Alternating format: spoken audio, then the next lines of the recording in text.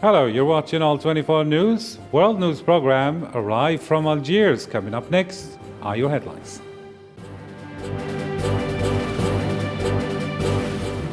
Putin denied Moscow was preventing Ukrainian ports from exporting grain and said the best solution would be to ship it through Belarus.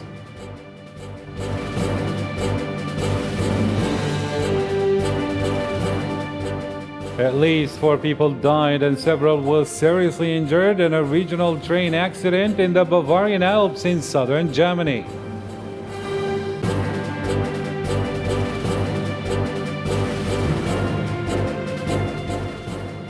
Hundreds of people took to streets of Pakistan on Friday after former Prime Minister Imran Khan called on Pakistanis to protest rising inflation following the government hike in fuel prices.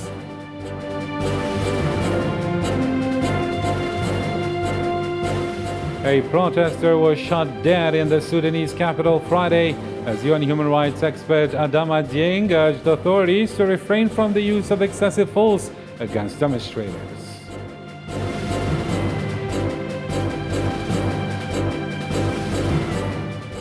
Hello again, I'm Karim Zachary and this is All 24 News World News Program. First in our program, on the 100th day of the conflict, as the EU tightened its sanctions against Moscow with a gradual oil embargo, Ukrainian President Volodymyr Zelensky said in his regular speech that his country would emerge victorious from the war against Russia. Marwa Bilaiwar with more details. Victory will be ours, President Volodymyr Zelensky told his compatriots as the war in Ukraine reached its 100th day.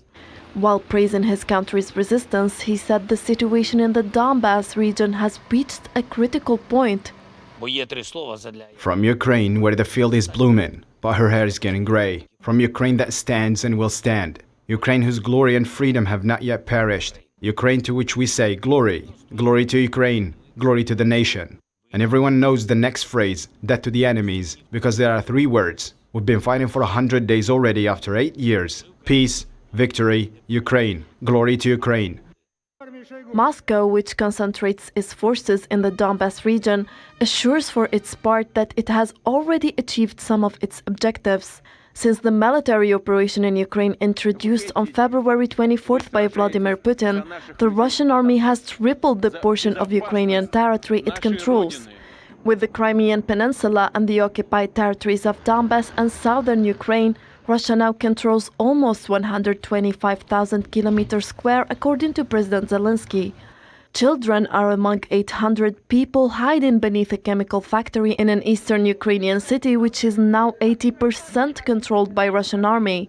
The city in the region of Luhansk has suffered around 1,500 casualties, who have been killed by military attacks or succumbed to starvation and sickness as food and health supplies dwindle. Ukrainian forces have recaptured around 20% of the territory they lost in the city of Severodonetsk during fighting with Russia. The head of the eastern region of Luhansk said on national television. I have personally heard many times that Severodonetsk was occupied, that the Russian army has taken it completely. So I want to tell you that no, it wasn't completely taken, and whereas before the situation was difficult, the percentage was somewhere around 70%. Now we have already pushed them back by approximately 20%. I see the reinforcement coming to our troops, and I understand. 2 weeks? No, it's unrealistic to take Severodonetsk in 2 weeks. Since Russia withdrew from center of Ukraine, all of its forces have been pushed forward to the east as one of the main objectives the Kremlin emphasizes, which is protecting the Luhansk and Donetsk regions. The Senegalese president and the chairman of the African Union, Macky Sall, along with Moussa Faki Mohamed, the chairman of the AU Commission, headed to the southern Russian city of Sochi to meet with the Russian President Vladimir Putin. There, Putin denied Moscow was preventing Ukrainian ports from exporting grain and said the best solution would be to ship it through Belarus, as long as sanctions of that country were lifted. Nabil Khazini with more details. In the last couple of months, he was constantly blamed for the current global food crisis, but this did not prevent the Russian President Vladimir Putin from proposing several solutions to export cereals blocked in Ukraine because of the conflict. In one of his few appearances these days, he blamed the West instead and denied Moscow had imposed a ban on grain exports from Ukrainian ports. The situation will worsen because the British and Americans have imposed sanctions on our fertilizers, says the Russian president. When they realize what's happening, Americans lifted the sanctions, but Europeans chose not to. Indirect talks with me. They're saying that something needs to be done, but today they only made things worse by imposing a sixth package of sanctions. It will worsen the situation on the global fertilizers market. This means that the plans on the harvest will be much more modest, and prices will only grow further. It's absolutely short-sighted, erroneous, and I can say, just dumb policy.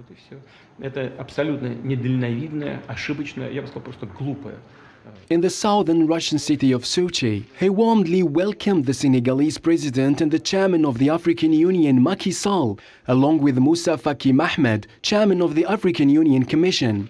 But coming from a continent where an estimated of 282 million people already aren't getting enough to eat, both leaders needed that Mr. Putin realize that Africans are victims of the war in Ukraine. The president of the African Union, however, said he was reassured at the end of his meeting with the Russian president. We are reassured and very happy with our meeting. Now everything is not done. We must continue the discussion with the other partners so that trade can resume immediately. African countries are acutely affected by the growing crisis, which has sent prices of grains, cooking oils, fuel and fertilizers soaring. Russia has said it is ready to allow vessels carrying food to leave Ukraine in return for the lifting of some sanctions, a proposal that Ukraine has described as blackmail. Ukrainian President Volodymyr Zelensky has secured another boost to his EU aspirations after his party was approved as a member of the European Liberal Party on Thursday. Servant of the People, the party founded by Zelensky in late 2017, became a full member of the Alliance of Liberals and Democrats for Europe following the approval of party delegates at their annual Congress in Dublin.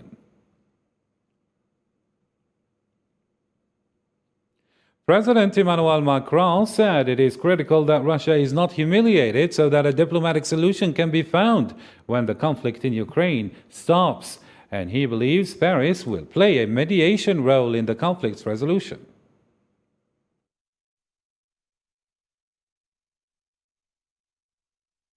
We must not humiliate Russia, so that the day when the fighting stops, we can build an exit ramp through diplomatic means. I am convinced that it is France's role to be a mediating power.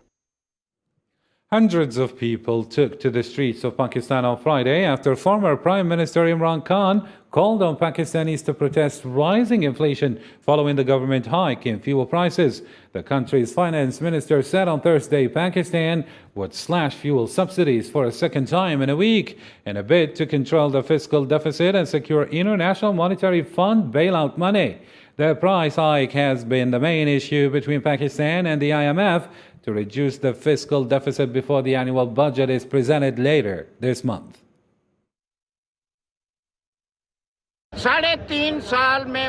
After petrol, the price of everything is going up. The price of cooking oil has gone up. Should people stop cooking? They have to prepare food. They have made petrol so costly that it is becoming out of reach for the common man. What will people do? Commit robbery or suicide? In the country's first legal execution since 1990, Myanmar's government will execute a former member of Aung San Suu Kyi's party and renowned democracy campaigner, both of whom were convicted of terrorism. 4 people who were sentenced to death, including former MP and democracy campaigner, will be hung according to prison protocols. After seizing power last year, the junta convicted scores of anti-coup activists to death as part of a crackdown on dissent, although Myanmar has not carried out any execution in decades. Hundreds of people gathered in Buenos Aires to protest against gender-based violence and feminicides 7 years after the first march organized under the slogan, "Not One Less." Some 150 pairs of shoes, sandals, and boots painted purple, the color of the feminist struggle, evoked the murdered women, in many cases still awaiting justice. A protester was shot dead in the Sudanese capital Friday, medics said, as UN human rights expert Adama Dieng urged authorities to refrain from the use of excessive force against demonstrators. Thousands took to the streets in Khartoum and other cities to demand justice for scores of pro-democracy protesters killed during the suppression of 2019 sit-in against now ousted dictator Omar al-Bashir. The UN, along with the African Union and regional grouping IGAD, have been pushing to facilitate Sudanese-led talks to resolve the crisis.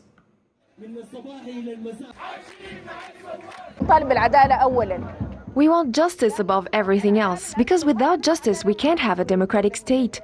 We need a civil state, and for that we need justice. And then peace and freedom will follow. We appeal to the whole world. Our revolution is peaceful, and we will win, because we are peaceful, while they shoot us with their weapons.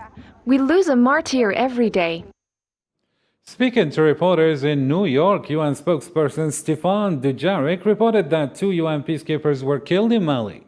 They were killed after their vehicle, an armored personnel carrier, hit an improvised explosive device outside the town of Douentza in the Mali region. The 2 other peacekeepers were injured in the attack.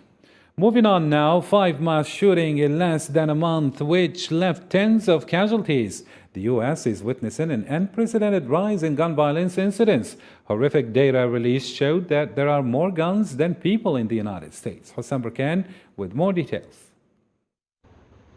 The White House was lit up in orange Friday for National Gun Violence Awareness Day. This is the 8th time the annual event has been held, declaring a moment of reckoning amid a wave of mass shootings. New York Governor Kathy Hochul announced Friday that she planned to sign a suite of new gun laws in response to last month's racist mass shootings at a supermarket that killed 10 people in Buffalo.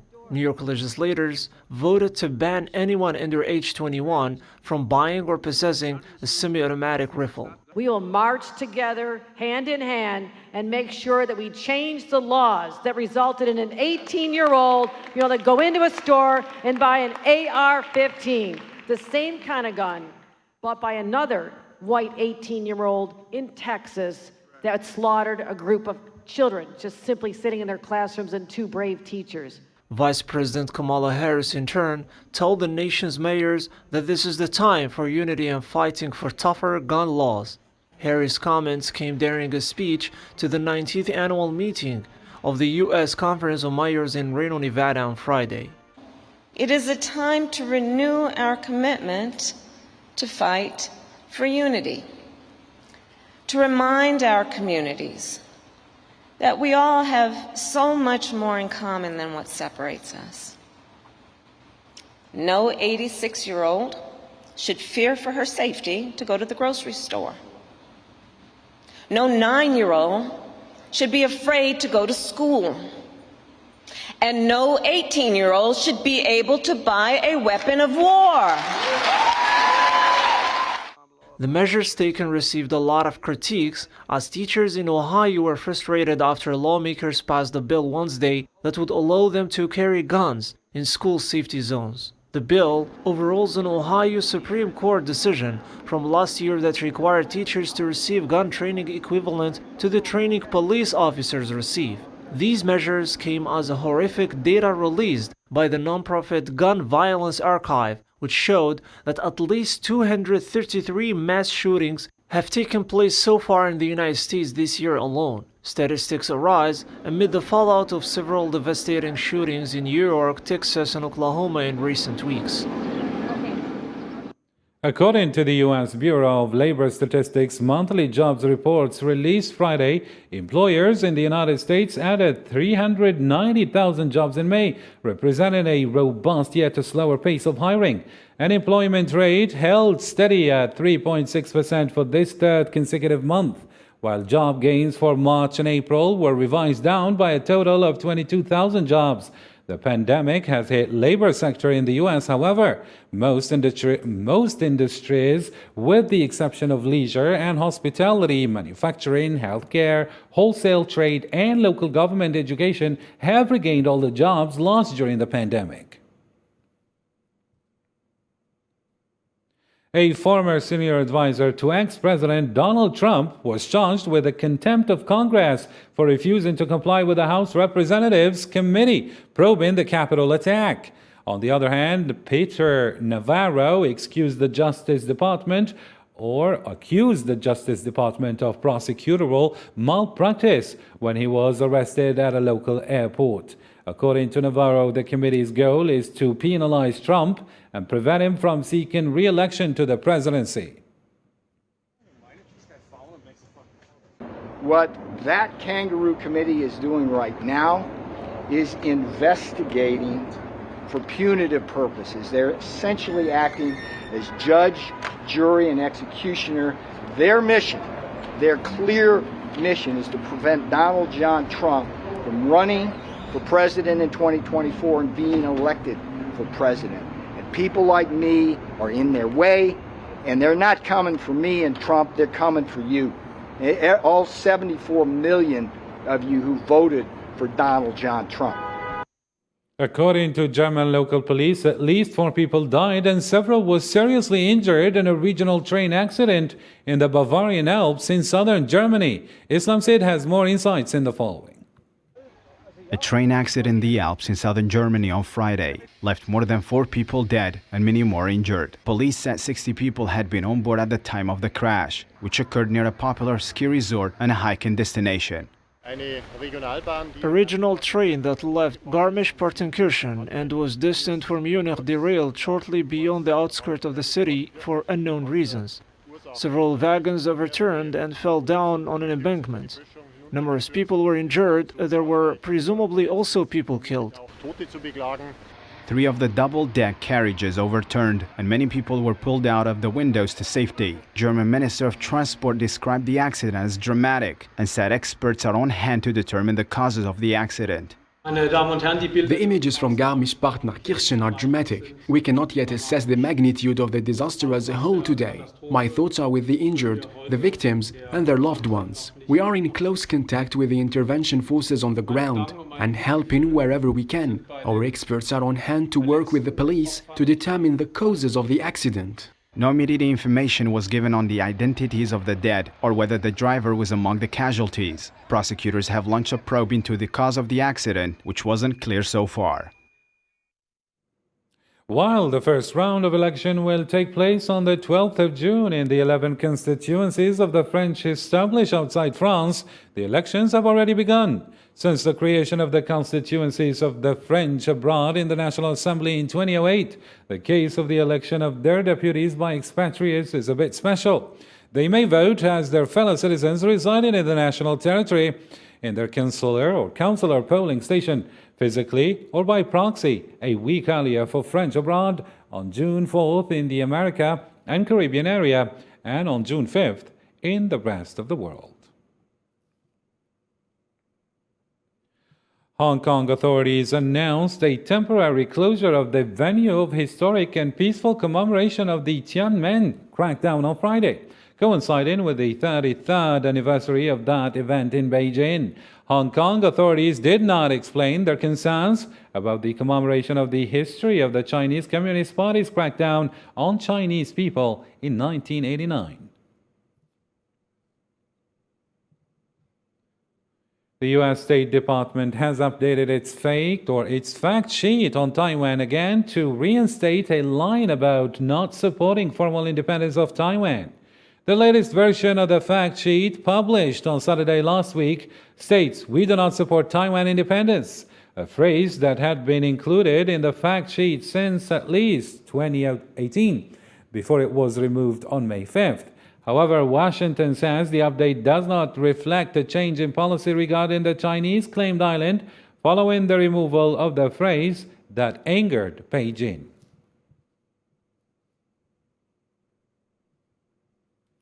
Rescue workers in northern Colombia are still working against the clock deep underground, where 14 miners were trapped by an explosion in a coal mine since Monday. According to local authorities, 3 bodies have been recovered so far, while 11 others are still missing. More than 70 rescuers kept up the search for the victims, while families waited in the banks of a little stream not far from the mine entrance. Tropical storm warnings were distributed for much of the Florida Peninsula, Cuba, and the Bahamas on Friday. Flooded streets in Havana and heavy rains linked to the passage of Hurricane Agatha hit several provinces of Cuba, killing at least 2 people, while thousands of residents deprived of electricity. The level of carbon dioxide, a long-lived gas that warms the planet in Earth's atmosphere, hit a new official record this spring and is now more than 50% higher compared to pre-industrial times. New data released Friday shows carbon dioxide levels rose to a peak of 421 parts per million in May, for the highest level in human history, according to the National Oceanic and Atmospheric Administration and the Scripps Institution of Oceanography.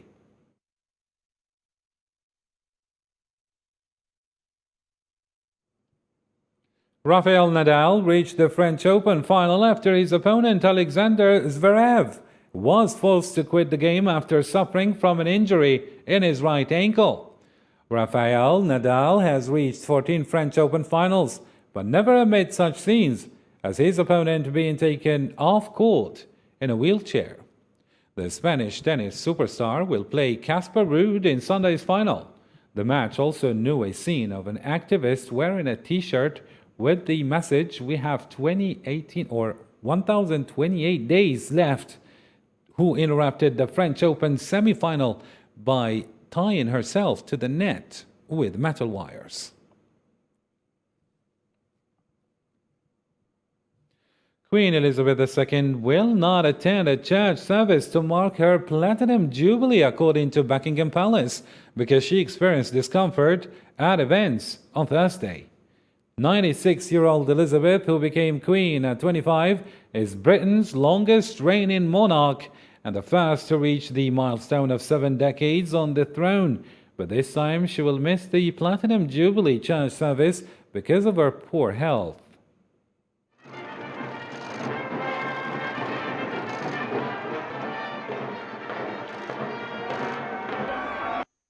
The dragon boat tradition returned in parts of China on Friday for the first time since the outbreak of the pandemic in late 2019, as restrictions are lifted along with a major drop in COVID-19 cases. Mariam Zian has more details. On Friday, China celebrated the traditional Dragon Boat Festival as COVID restrictions are eased and the number of cases dropped. The Dragon Boat Festival, which dates back to 500 years, have rich cultural significance and represent the beliefs of Chinese people. I'm a Guangzhou local, and I grew up watching dragon boat performances. I wasn't able to watch it in the previous 2 years because of the pandemic, and this is my first time coming back in this lively scene in 2 years. I feel particularly excited and happy. China celebrates every year on the 5th day of the 5th month of the lunar calendar the traditional boat festival, also called Duanwu Festival, through which the Chinese express their love for their country. The Chinese commemorate the death of the poet Qu Yuan, who drowned himself in the Milo River in Hunan province, and according to legend, locals raced out in their boats to save him. The holiday is marked by community gatherings and the enthusiastic consumption of steamed rice dumplings, cooked with meat, peanut and other ingredients, and wrapped in green leaves, bound with string. The return of dragon boat festivities also delighted small businesses in the area. Of course, this is good. This is beneficial for us business owners, and it helps to bring back the liveliness in the Lichi Bay scenic area. It's good for various parties, including tourists. There will be lively scenes here again. China recorded just 74 new COVID-19 cases on Friday, and restrictions have been eased in cities such as Shanghai, which has been under strict lockdown for more than 2 months, allowing residents to slowly go back to their normal lives and enjoy Dragon Boat Festival. All right, here is a reminder of our top stories. Putin denied Moscow was preventing Ukrainian ports from exporting grain and said the best solution would be to ship it through Belarus.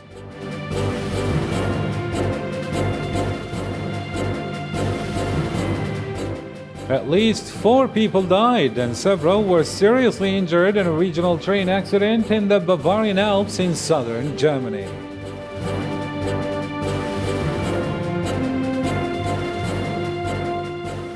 Hundreds of people took to the streets of Pakistan on Friday after former Prime Minister Imran Khan called on Pakistanis to protest rising inflation following the government hike in fuel prices.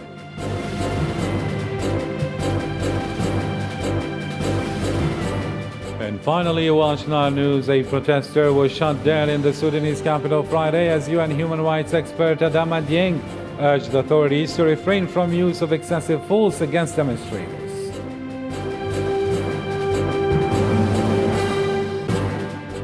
Well, that's the end of our program. This is Karim Fazakari signing off. Thank you for tuning in. Bye for now.